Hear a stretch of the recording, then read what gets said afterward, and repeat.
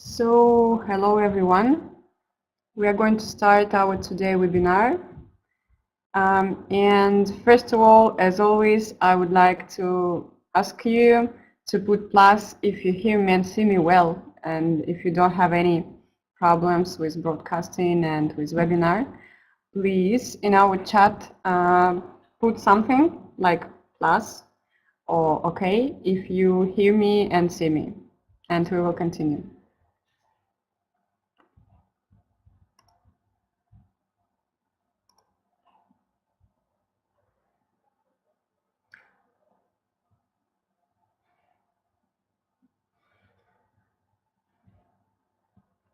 Okay, all the rest, guys. So do you hear me and see me? We can start, yes?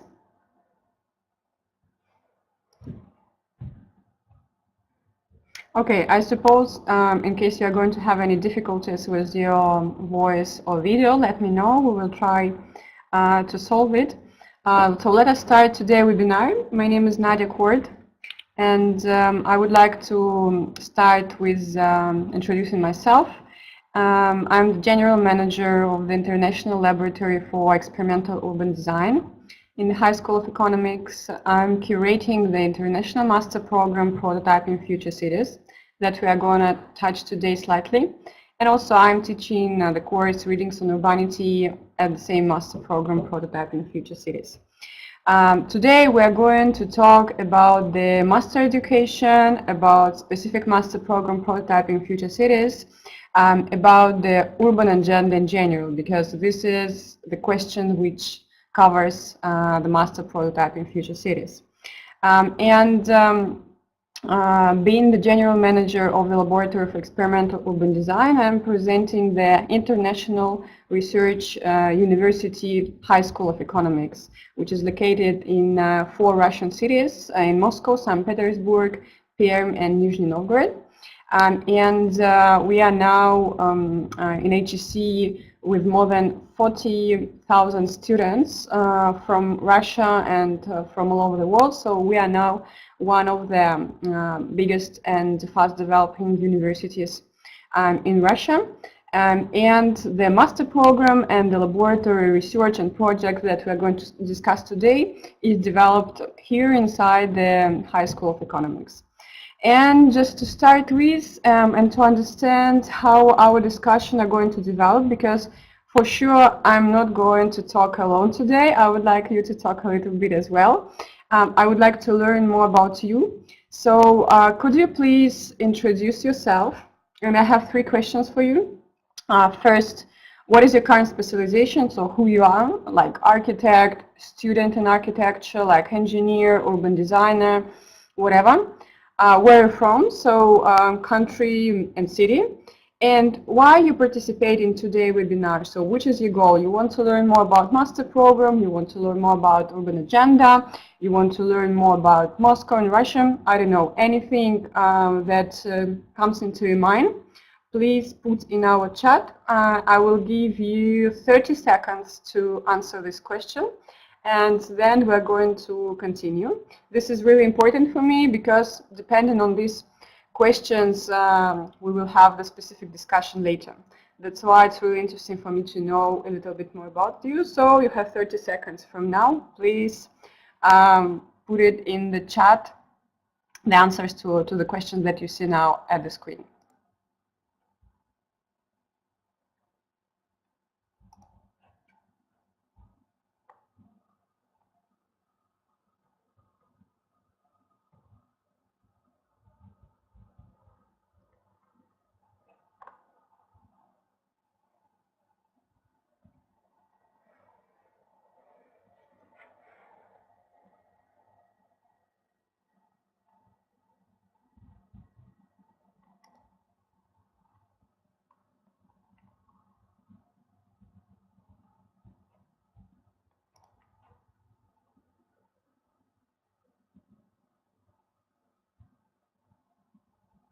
Okay, hello Raul from Guatemala City, architect.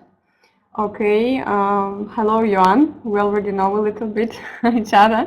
Thanks for joining the webinar. French student, urban planner in Sweden, participating at the webinar to know how's life in Moscow and what the program offers. Great.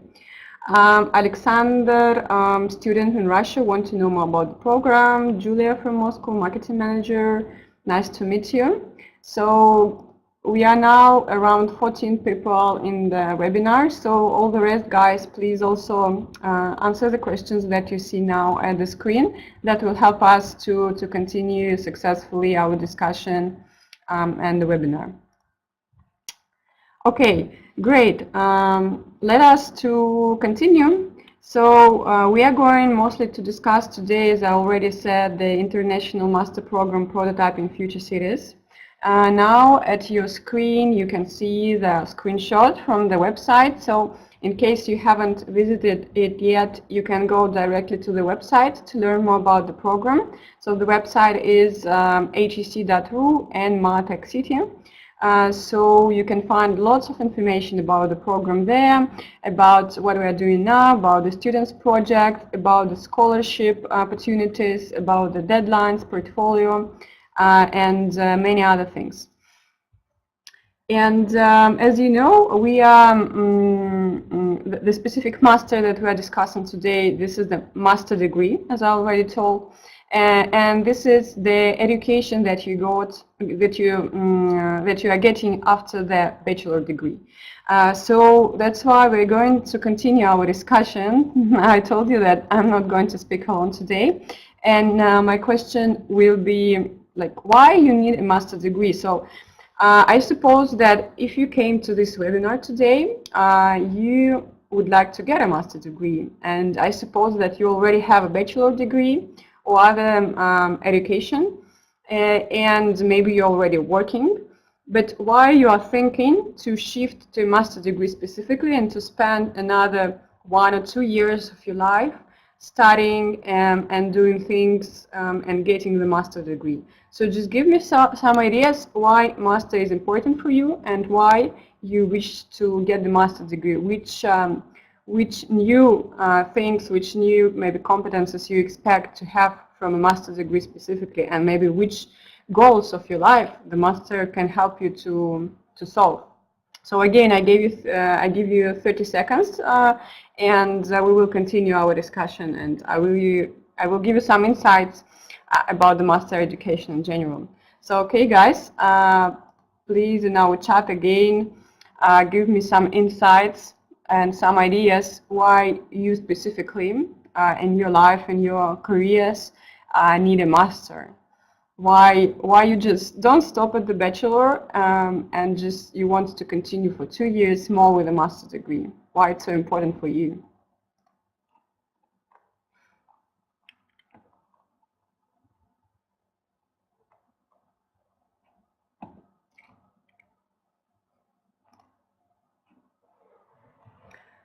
Also, guys who had joined us just now, I see that brand new guys are coming. So can you answer this question that you see on the screen now and maybe introduce yourself as well, like where are you from and what are you doing now while you participate in the webinar?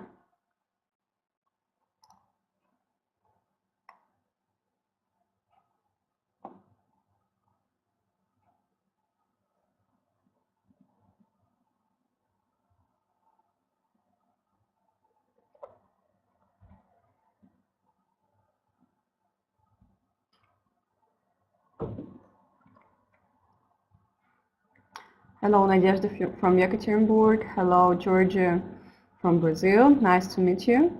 Thank you for joining us. So the first answer comes from Yon about why you need a master's degree. It's important in order to be able to be an urban planner, as well as being a specialist, plus being able to work worldwide. Okay, thank you. Svetlana from Moscow, hello, nice to meet you. Thanks for joining. Can you also please answer the question why you need a master's degree? Because we are today discussing specifically master education.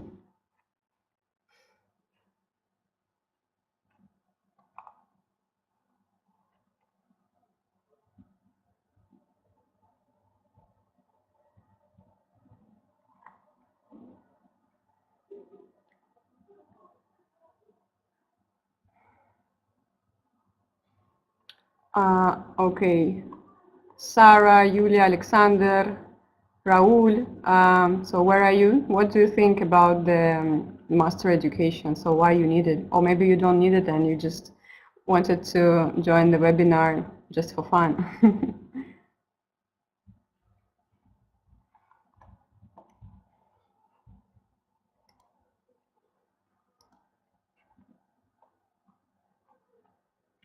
Okay, I'm waiting your answers. I'm going to continue, but you can keep chatting in the chat, and we are going to come back to this question later. So I have some insights why and actually what is the difference between bachelor degree and master degree. And well, the main thing is that while you're getting the bachelor degree, you are mostly dealing with the executive level of your competences and skills. While the master degree is more focused on the leadership competitions and the soft skills also in general. That's why in case you already have bachelor and you wish to have the master degree, I suppose that you want to develop yourself in a leadership skills. The next quite important thing is that master degree can help you to increase your knowledge and your competences already in your specialization, or in case you feel that the things that you are doing now is not quite relevant for you, you can change your profession even, because master degrees, they are from one point of view are more focused on specific professional areas, but at the same time currently, and our master prototyping future cities as well, master education is quite multidisciplinary. It means that the applications can come from people with very different backgrounds and very different specializations. That's why even being a historian, for example, or sociologist, you can go to master in urban planning, and in case you're having a nice portfolio and nice skills and competences, maybe a nice experience, you can go deeper to the urban planning, for example. That's why it's nice to change your career, to change your profession, or to go deeper in a specific specialization. As many research says, that after getting master's degree, you're expected to increase your salary from 30%. So in general, the graduates all over the world with a master's degree get for 30% higher salaries than the people with a bachelor degree at the same positions. So this is also a nice argument to go to master. What is quite important, and I will say every career consultant to you, that master's degree is even more than bachelor, is about professional networking. Because to the master programs come people who already know what they want and why they come to this specific education. That's why they are more focused on getting professional networking and to learn more from people of the same area. That's why master is adding you a lot in terms and in professional networking. And what is also quite important, and we give at our master this opportunity to the students as well, is that during 1 or 2 years, depending which master you take, you have an opportunity to release your own new project or research, or to boost the existing one. So it means that you can come with your own idea that you have in mind, but you never had a time, for example, to start, you never had a support to start the project or research. And while you're studying at master, during 2 years, you have an excellent opportunity to do this. And in our master program in prototyping future cities, which is totally project oriented, we give the opportunity to students to accomplish their own projects. So, and what is the most important, in my opinion, is that actually only you decide what else gives you a master's degree, because the education, the modern education, It's not about the professors who are saying you what you need to do and what you must know, but it's very flexible and, as we say now, very agile. It means that you come to some community of students and tutors, and in our master program in Prototyping Future Cities, we very try to create a community of students and tutors and experts and our even guests who come to our events, who can share the expertise, who can share the ideas, who can share the knowledge. And from this process and from this educational environment, you can take anything you want, actually. And you have a lot of opportunities to learn from people, to make networking, to make connections, and to develop the projects and research. So, as I already mentioned, this is the thing that we try to develop and try to implement educational process at the Master Prototyping Future Cities. And these are the main, actually, conceptual points about the educational process that we are developing. So what the program gives to the students and to the graduates, first of all, of course, is the expertise in urban development in a digital and globalized world. So the master is focused not on the local questions of urban development, but on the global questions of urban development in a digital era. Ability to learn from different disciplines. This is, I already mentioned, the multidisciplinary approach of the program. We have the management layers, we have the city project layers, we have technology layers in the program. We're going to discuss the curriculum a little bit later. It means that you can take and you can focus on what is more important for you and what is more interesting for you. As I already mentioned on one of the first slides, is that master degree is about leadership and is about going from the executive positions to leadership positions. And inside of Master Prototyping Future Cities, we try to develop this, and we provide opportunities to the students to develop soft skills and specifically skills and competences of the future that are not maybe even relevant now, like working with different future-going softwares, the soft skills that are not very much introduced to the educational programs currently. We also give you an international networking because part of our students are from different parts of the world, from Latin America, from Africa, from Asia, from Russia and post-Soviet countries. And the tutors, the academic supervisor of the master program, Vicente Guayart, is the former chief architect of Barcelona, and he has quite a big role in the program, communicating with the students on the current basis, and we have the international field trips where you can learn from the very specific and advanced experience of other cities. Last year we went to Barcelona. This year we are going to Copenhagen, where we're meeting with the local students of the cities, with the professionals, with the experts. As I already told you, this is the project-oriented learning. It means that you can develop the project that you have in mind with the help of our tutors and experts. And what is very much important as well, this is an individual trajectory that you can take during your education. As I already said, you can go deeper to specific layers like management or technology or city project.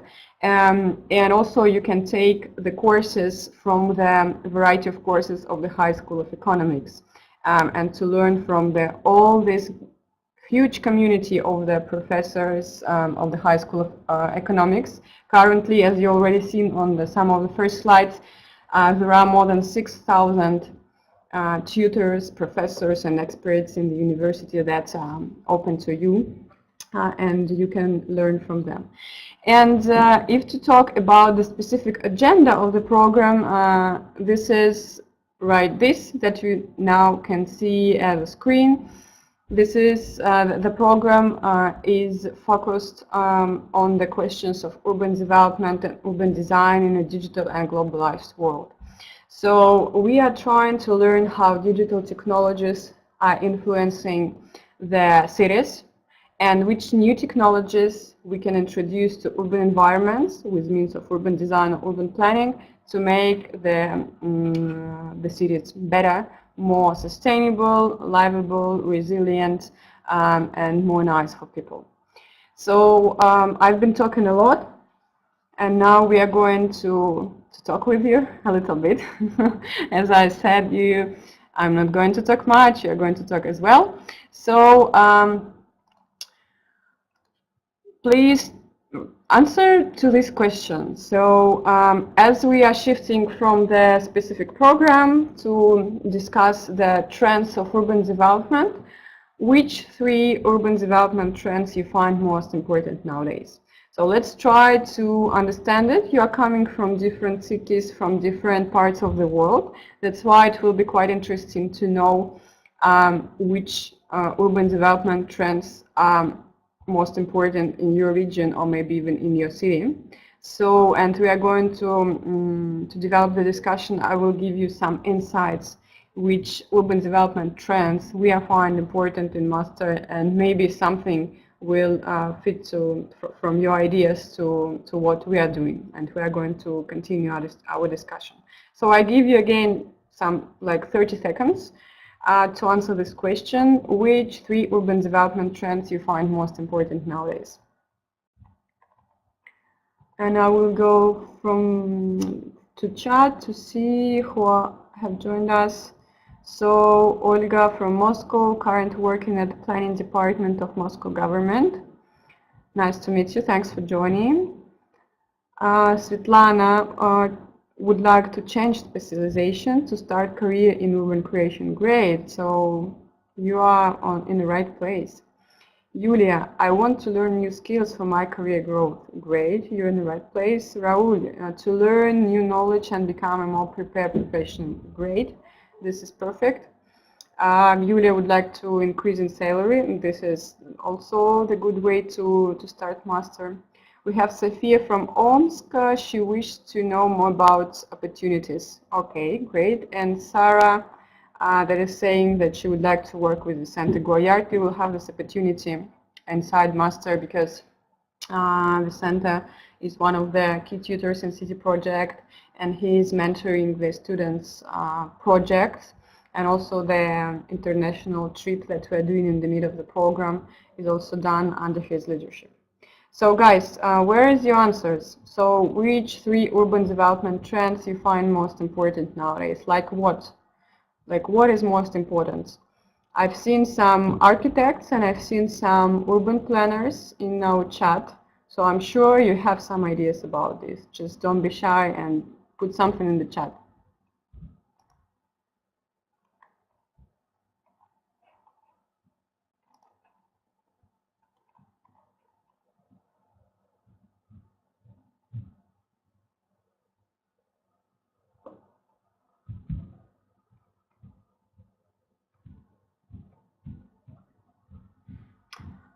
Okay, first answers. Johan says that the 3 urban trends, in his opinion, and Johan is coming from France and student in Sweden, are green cities, carbon-free cities, smart cities. Okay, great.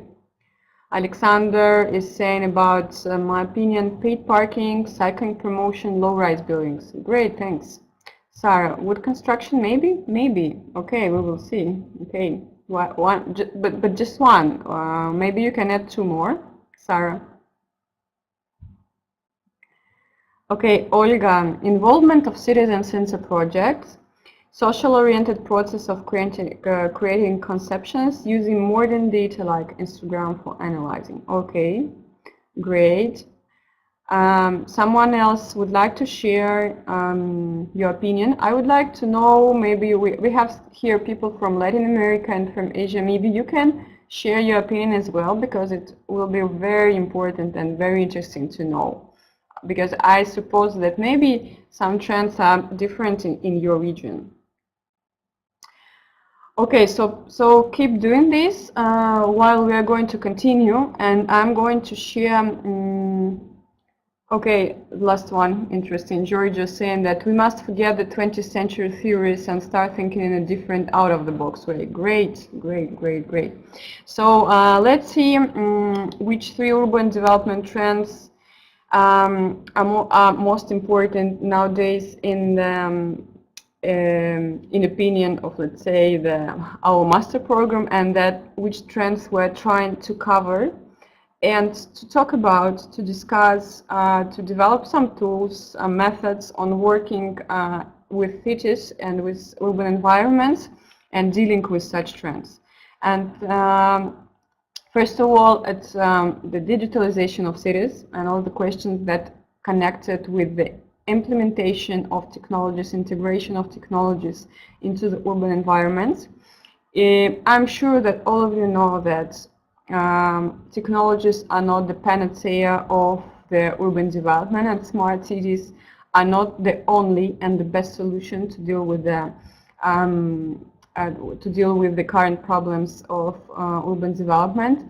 But new instruments like data analysis, like big data, like artificial intelligence, and Internet of Things, and many others can help us to take better decisions on urban development with less costs and with less mistakes.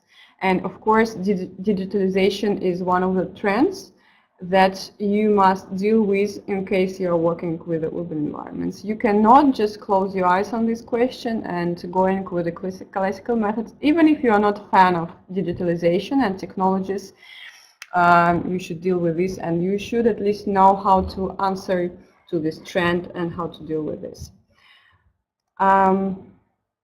One of the quite important topics is the shift from resource extraction cities to smart resource management. It also connected with technologies, but it's more connected with the urban infrastructures. And you know that most of the European, American, and Latin American cities were constructed in the beginning of the 20th century. And all the infrastructures that we're having in the cities now are coming from this time. It means that we are more than 100 years now, and all these infrastructures are coming older and older, becoming older and older every year, and we should somehow deal with this. And that's why the cities are facing this problem of old-fashioned infrastructures that are that are not efficient, that is taking a lot of costs to maintain, and the city is trying to develop solutions for smarter resource management. And resource management is connected not just, for example, with water infrastructure, with transport infrastructure, mobility infrastructure, but also with, of course, ecological infrastructures of the city and with the nature in the cities. Because nature is one of the urban layers and urban infrastructures, and now we see the trend towards bringing nature back to the cities. And this trend is developing slightly everywhere, but in some places in the world, this is a real project that brings nature back to the cities. In some places of the world, this is just the words around this, but not the real task and not the real projects. And to sum up with these trends, of course, around these three topics that I mentioned exist a lot of other subtopics and sub-trends, which we just don't have time to discuss today, but I will be happy to discuss it with you when you will join us in our events or in our educational program. But we can sum up these trends with one big topic, the self-sufficient urban habitat. And this is exactly the topic with which we are trying to deal inside of our educational process at the Master Prototype in Future Cities.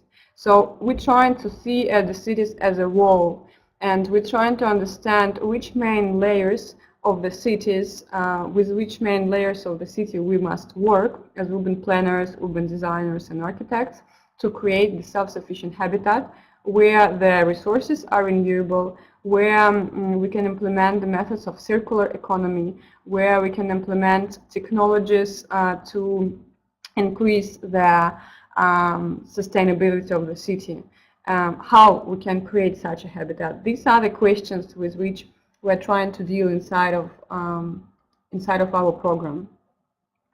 And now let's continue with our discussion.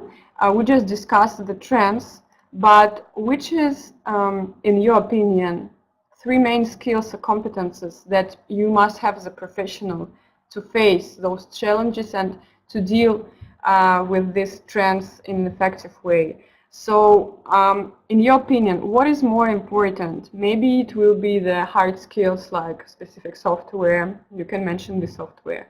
Maybe some soft skills. So, in your opinion, what is this? I will give you again 30 seconds to answer this question. So, guys, I hope you're still here with us. So, put in chat what you are thinking about this.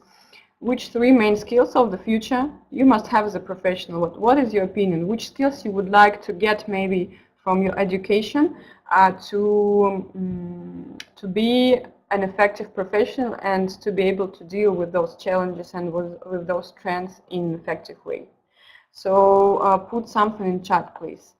And we have here some insights from Georgia that we need a new way to plan our cities that call artificial ecosystems. Okay, yeah, this is exactly what I was talking about when I was saying about getting nature back to the cities.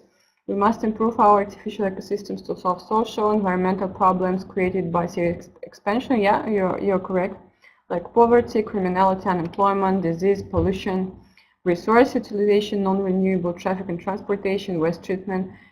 Yeah, this is also all you're talking about, resource management and shifting from resource extraction to the smart resource management. Okay, guys,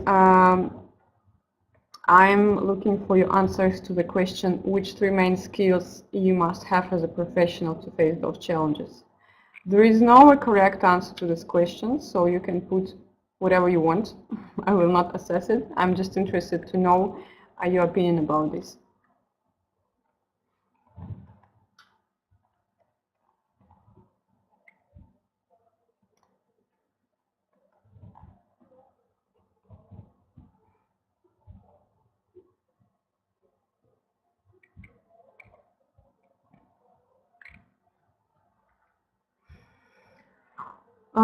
Well, from Georgia we have city planning, economics, information technology management. Great, thank you. Svetlana, problem solving, data analyzing, creative thinking, people management. Okay, good. You're mostly talking about soft skills, great. Raul, flexibility in design.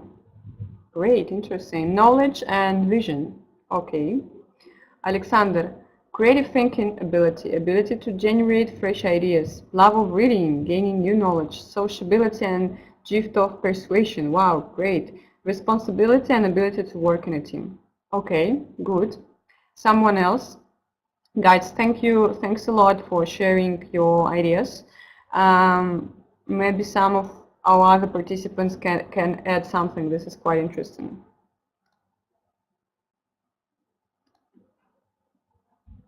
To be aware, Olga is saying, to be aware how project economy works, negotiation skills in multidisciplinary team. Great, thank you.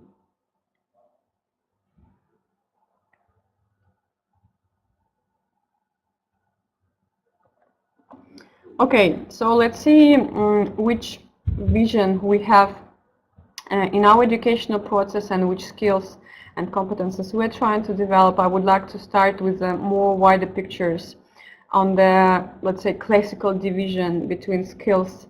So there are 3 classical streams of urban planning, urban design education. This division comes from, let's say, Western approach to education, American and European. So there are 3 streams like economic planning and geography.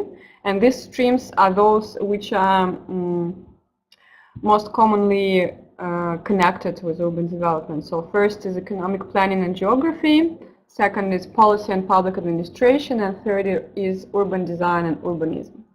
And for all these 3 streams, we have a set of common soft skills and set of common hard skills, as well as set of specialization hard skills. As you can see, many of what you were mentioning in the chat is specifically here in a set of common soft skills, like communication skills, like public presentation, like negotiations, writing, like empathy to the citizens, critical thinking, and global vision. As well as there is a set of common hard skills that some of you were also mentioning, like data analysis, like foreign languages, for example, and some general research competences. And also for each of these educational streams, there are a set of specialization hard skills that will be more relevant to the specific streams. Of course, that the border between those skills is very vague, and it's not just like this, but for economic geography and planning, there will be more relevant the land use software and financial skills. For public and policy administration, more regulations and policy design, and for urban design and urbanism, like quite specific hard skills connected with the software, like 3D modeling, like parametric design, digital fabrication, sensoring, and many others. So, and inside of our master, we are mostly dealing with this urban design and urbanism stream. It doesn't mean that we do not cover and we do not touch other skills, but we try to be focused on wide range of soft skills and quite specific set of hard skills. And if to continue the discussion about skills, I have one slide from Ali Brown, who is the ex-president of the American Institute of Certified Planning, who is working more than 20 years in the planning industry. And what he's saying is that, in his opinion, there is the three criteria when he's interviewing the job candidates and how he assesses the newcomers, like graduates or new people who is coming to his company. There are three criteria, and the first will be acquired skills, and what is most important here will be the communication skills, yeah? And you can see other set of skills that he's mentioning. The second will be acquired experiences, and this is mostly connected with your planning, urban design experience that you have in your study past or in your working career. And the third will be the personality and attitude to work that demonstrate that you have an interest, a professional passion to what you are doing, and you have the enthusiasm to work with the people and to work with the public spaces. Because in case you are working with cities, even if you are working in the commercial structures in commercial companies, this is always about public good, and you must be passionate about what you are doing. This is also quite important. And let's move to the directly to the master prototyping future cities. How we try to implement and to integrate in the educational process all those things that we were discussing before. The global vision, the specific set of soft and hard skills, and the multidisciplinary approach, and many other things. So if we will check the program curriculum, you can also check it later on the website and to learn it deeply. We have these 5 main educational layers, as we call them, like technology, management, culture, information, and city project, that you are inside of during the 2 years of education. It means that there is a specific set of subjects inside of each stream, inside of each layer, but they are changing from one semester to another. What does it mean? For example, if we take the management layers, you start with the business models, with new business models subject, which is very relevant and very important nowadays to understand. Then you move to legal regulations, and then you move to impact analysis. So you have this one continuous layer during 2 years, but the set of subjects, tutors, approaches, methods are changing inside of this. The same with information.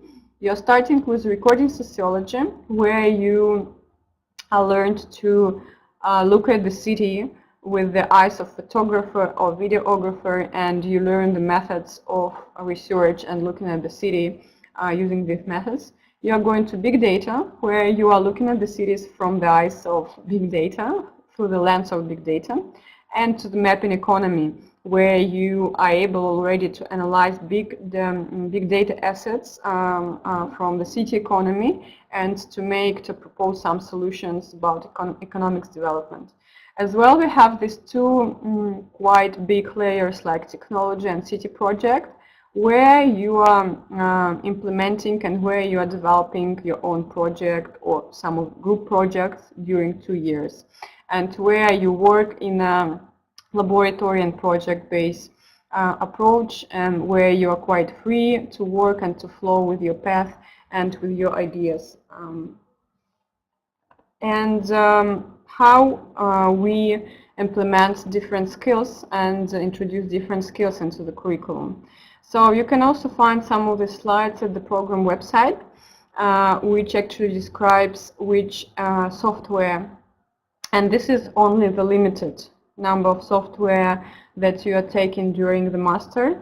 Actually, you will take much more, because the software that you will learn and that you will use, it depends on the project that you are doing. So here we just mentioned the very basic, quite basic things that you must know, but of course it will be much more wider. And as we already discussed with you, we make this, we try to teach not only the tech hard skills, which is also taught during the many architectural and urban design educational programs, but also we try to train soft skills inside of different subjects. How we do this? Let's go deeper, and starting with the hard skills, we have a FabLab environment, and actually we try to develop it, and you are starting with the very basic digital fabrication technologies like laser and linear cuttings, like CNC milling and 3D printing, that helps you to understand how the specific urban objects and urban design works, and how it can be created from scratch, from nothing. And in the first semester you make different projects, and you make different objects that just help you to feel that you can create an urban design, urban project, and urban object, you know, with your own hands in the lab. You are working also with some design approach like vector and 3D design, like parametric design, which helps you to not only to build the new environment, but to analyze them as well. And actually all those pictures that I'm showing, they're done by our students, and this is a part of the projects. You also work with the digital technology, with information technologies, like visualizations, data visualizations, like city sensoring, like VR, like R, and artificial intelligence that help you to analyze urban environments, to provide some specific solutions on urban development, and to work with the cities. And of course, this is not limited by what I've said. The set of skills is much more wider. And we are moving to the soft skills, which is also important for the modern professionals. And we pay a lot of attention to public presentations. Our students participate in different public events in our lab or outside of the lab, in different forums, conferences, where they can introduce their projects and present it to real people, and to get feedback and to train themselves. We have a set of subjects that connected with writing, and even though many people can say that writing is not so critical nowadays, actually, in our opinion, it becomes even more critical, because you always all of you are in social media, and all of you, I'm sure, you post something, and even with some posts you can influence the outside environment, and with your text you can influence the ideas about urban development, you can influence the other people's opinions, and so on and so on. That's why during some courses like readings on urbanity, like history of urbanism, students are writing real text. And now you on the screen you can see some fragments from the text that were posted in different media by our students on different topics. And I would say that many of the students come, when they come to the program, they never were writing anything before. And for many of them, that was a struggle, that was a challenge, and they were quite successful with this. And of course, the strategical thinking that you were, all of you were mentioning as well, is quite important. And we invite international speakers, we invite international experts that help to the students to see the global vision and to think strategically on specific urban questions. We work with quite specific soft skills like problem solving, decision making, multitasking, and students go to different, for example, infrastructural objects where they communicate with very different people and where they are behind the real tasks that exist in the city governments, in the city infrastructure, and they try to adapt the solutions that they propose inside of the project to different visions and to different problems. One of the quite important parts of the master is the international field trip. And last year we went to Barcelona, where we were visiting the infrastructural objects, where we were meeting with international experts, and where we were trying to understand how Barcelona works from the point of view of self-sufficient city. You can see the picture from this trip, and you can see our Instagram. By the way, you can join the Instagram and you can learn more about the laboratory and the master, what we are doing there. This year, with current students, we are going to Copenhagen. Copenhagen was ranked in the top 10 smart cities in 2018. It means that actually this is the smallest city which are in this list, and Copenhagen competes with New York, with Australian cities, with Canadian big cities, and we go there to see with our own eyes, and we go to City Hall, we go to experts, we go to the laboratories to learn hands-on experience there and how it actually works in the city environment, and to talk with the specific experts who are really involved in these processes. And I cannot also not to mention our laboratory, because in case you are joining the master, it means you are joining the Shukhov lab. And Shukhov lab is the laboratory for experimental urban design in the High School of Economics. And all of our students are involved in Shukhov lab activities. And actually they are our current residents. It means that you can use the lab facilities for all of your projects. You can use the digital fabrication facilities, some financial resources if there is some interesting project. You can just come there and work whenever you want, and you have a quite nice environment to meet with your classmates, to meet with the experts, and to work on your research there using the resources of the lab. Who are the tutors? So we have a quite nice team of the tutors. Many of them are young Russian local scholars, experts from the industry.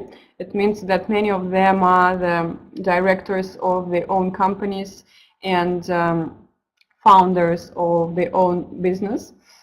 For example, we have Andrei Karmatsky, who is the CEO in Urban Design and dealing with the real questions of urban big data and working closely with the City Hall, for example, City Hall of Moscow. We have Vadim Smakhtin, who is the technical director in Habidatum, which is the company which works globally and have partnerships with such companies as Zaha Hadid or Mastercard, and they are developing the projects all over the world connected with data analysis and urban simulations, which is a quite important topic. We have Paulina Smekovskaya, who is the legal counsel, and she's dealing with the questions of smart regulation integration to the city laws, which is one of the very relevant topics nowadays. And also we have the set of guest lecturers, international, who participate in lectures and workshops from different parts of the world, like Greg Lin from UCLA School of Fine Arts, like Carlo Ratti, who were giving the lecture last summer in our lab to our students, and who is making the great research in MIT Sensible Cities Lab. We have the John Michin from the Green Fab Lab Barcelona, and many other people who are involved in the educational process. So we're almost done. I will just share with you some key facts about the program.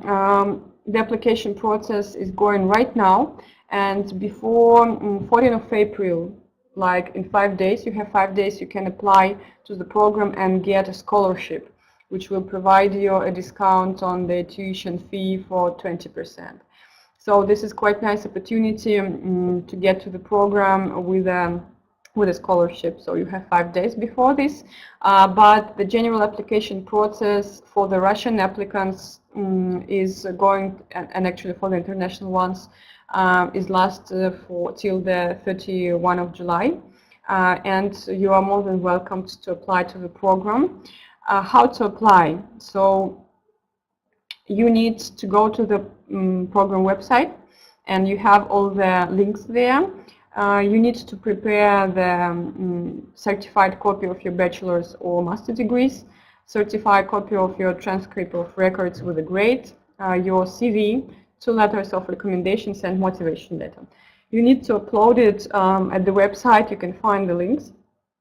And after your portfolio will be assessed, you will be invited or not invited to the interview with the academic supervisor, Vicente Guayard. And the interview, it can be Skype interview. It's quite important part of the application process. It's also assessed. And at the interview, we're checking the level of English proficiency, but as well, we're checking your motivation. We're checking your understanding of the question of urban development. And we're trying to understand if you fit or not to the program. So you can see here how all these points that I've mentioned are being assessed, and you can be better prepared for this. And here you can see all our contacts. You can see our Facebook. I really encourage you to join us in Facebook or in Instagram, because we share all our news and announcements there. You can also write or call us. You can see the number here. We prefer using WhatsApp, so do not hesitate to contact us in WhatsApp in case you have any questions about master. The program manager is Alexandra Tikhonova, and here you can see her email. She will be also glad to answer your questions. So I'm ready to answer your questions now, in case you have any about master or anything. All the contacts you have on your screen, and we will be very happy to see you among our students and among our Shukhov Lab community in the High School of Economics. So Guy, tell me something like thank you, goodbye, in case you don't have questions, or thank you and I have a question in case you have any. And we will see with whom we will continue discussion or with whom we will just say goodbye. I'm open to your questions.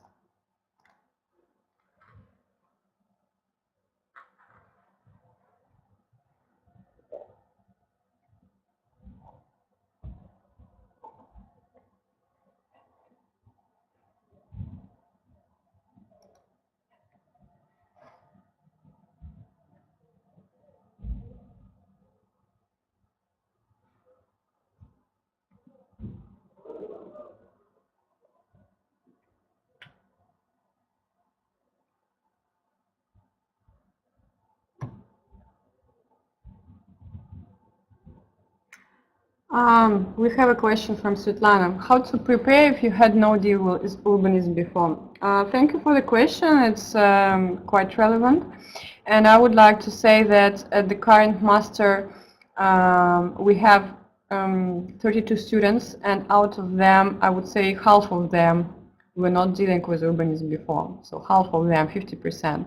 They're coming from different fields like IT engineering, like sociology, like management, like economics. And at the first stage, it's a little bit difficult for them. But in general, later, they are more integrated to the questions of urban development, and they're totally okay with this in terms of master development. How to prepare? So actually, you need to put in motivation letter why you are interested to deal with urbanism and why you would like to change your profession or why you would like to start it. What is your passion and what is your motivation? Also, this will be quite interesting for us to see that you have an experience in other projects, in other research. It can be public work, it can be commercial projects, anything that you have, you can put it in your CV. Also, it will be quite interesting to see your recommendation letters from your academic professors or from your employers that you are quite successful with dealing in specific tasks. It can be soft tasks like working in a team, like negotiation skills, like anything. So if you will prepare these documents, if you will show your passion and motivation, and if you will show that you have already some expertise maybe in the merging fields, we will have something to discuss. And of course, in the interview with the academic supervisor, you will have a chance to talk and to tell why it's important for you and why you think you will fit to their program environment and to the team.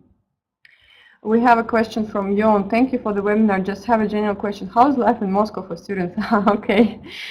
Thank you for the question. You can contact actually our current students. I will give you their contacts and they will tell you, I think, better than me because I'm living in Moscow for 10 years now and I'm not so I don't have so fresh eyes to say this because I love living in Moscow and my student life here was just very nice and funny. But what I can say is that Moscow is a global city and you have the bunch of activities here which will fit to any tastes, any interests. So Moscow is very developed cultural capital. You have a lot of museums, galleries, you have a lot of activities like different exhibitions of the international level that you attend. You have a good restaurants and cafes that you can go. You have a different, you have quite a lot of, quite big community of international students in Moscow that you will help to adopt here. So in my opinion, it's quite okay. Maybe during the winter it can be a little bit cold, but it's not about students' life, it's about weather. And I will give you the contacts of our Mexican students, Indian students, Pakistan students, Kyrgyzstan students who can share with you better about students' life now. And also, actually, if you go to our Facebook, you will see that we make quite often students' parties that help students to learn more about each other and to be integrated for the students of different programs, of different countries, of different regions. So, in my opinion, it's quite nice. And if you would like to know more about the accommodation, for example, and living costs, for students, it's not so expensive because High School of Economics provides almost free dormitories, so you need to pay, I think, something like $30 per month to live in a good dormitory in the city of Moscow, so it's quite affordable. If I answered your question, you can put plus or something. We have a question from Pamela. Thank you for the information. One of my questions is, what are you evaluating or looking for in a student's portfolio? So Pamela, this was a slide for you, the previous one. You can see how we assess the portfolio and what we check in there. So also you can find this information at the program website. And there are 5 main topics and plus interview and which topics, which points of the interview gain more scores, you can see now on the screen. Okay. Alexander, what do you think about bachelorette program of urban planning, which begins next year? So I think this is a good program. It's just the first year, and we will be able to assess the results a little bit later. But I know for sure that this program is created by great professionals and a great team of tutors and experts who are real professionals in the field of urban development in Russia. So if you have more specific questions about bachelorette, better you email me or some people from this program and we will answer you in a wider sense. Yon, thank you for answering another question in mind. Since Russia is between Europe and Asia, do you have exchange opening with the growing Asian countries? Yeah, of course. Actually, one of our destinations of research and education in terms of international community is Asia. And HEC has connection with Indonesian universities and cities, with Chinese universities and cities, with Indian universities and cities, with Vietnamese cities. And one of our ideas for the master in the next years is to make trips not just to European city, but to fast-growing Asian cities. So, of course, this is in mind, and of course, we are, as you said, between Asia and between Europe, and we also touch the questions of Asian cities development. Tatiana, thanks a lot for webinar. Is any English exam required for admission? No, there is no English exam, but we check your English proficiency at the interview with the academic supervisor. So at the interview, you should be able to talk in a quite proficient way in English, to talk about your ideas and to show them, to show your English level. One more question. Thank you for webinar. I would like to know about career opportunities, also like a scholar researcher. Okay, career opportunities, actually, as I always answer to this question, depends on you, because whether you choose a specific career path, so it depends only on this, because, for example, some of our students go to the city council, some of them prefer to work in a startup, some of them prefer to work in big consultancy businesses like Knight Frank and PricewaterhouseCoopers and such big companies, international ones. Some of them prefer to stay in the academia and choose scholar research career. And actually in the High School of Economics there are plenty of opportunities to continue this.